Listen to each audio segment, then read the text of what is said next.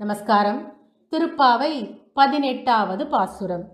உந்துமதக் களிற்றன் ஓடாத தோல்வலியன் நந்தகோபாலன் மருமகளே நப்பின்னாய் கந்தம் கமழும் குழலி கிடைத்திரவாய் வந்தெங்கும் கோழி அழைத்தனகான் மாதவி பந்தல் மேல் பல்கால் குயிலினங்கள் குவினகான் பந்தார் விரலி உன் மைத்துனன் பேர் பாட செந்தாமரை கையால் சீரார் வளையொழிப்ப வந்துதிரவாய் மகிழ்ந்தேலோர் எம்பாவாய்.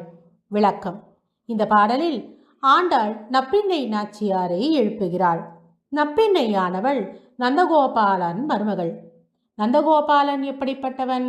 மதக்களிற்றை போல பலம் பொருந்தியவன், திரண்ட தோள்களை கொண்டவன். சரி, நப்பிண்ணை எத்தகையவள்? அவள் கூந்தல் பல விதமான மலர்களை சூடிக்கொண்டதால் உண்டான நறுமணம் பெற்றுள்ளது. அவளை ஆண்டாள் கதவை திறக்கச் சொல்கிறாள். விடிந்து விட்டது. கோழி கூவுகிறது. பற்பல பறவைகள் சப்தமிடுகின்றன. மாதவி கொடியில் அமர்ந்துள்ள குயில்கள் இனிமையாய் கூவுகின்றன. பூப்பந்து ஆடும் அழகிய விரல்கள் அமைந்த கைகளை உடையவளே, உனது மணாளனாம் கண்ணனின் புகழ் பாட வந்துள்ளோம். ஆகவே செந்தாமரை போன்ற உன் கைகளில் குலுங்கும் வளையல்கள் ஓசை எழுப்ப நீ வந்து கதவை திறப்பாயாக என்பது மேற்கண்ட பாசுரத்தின் விளக்கமாகும்.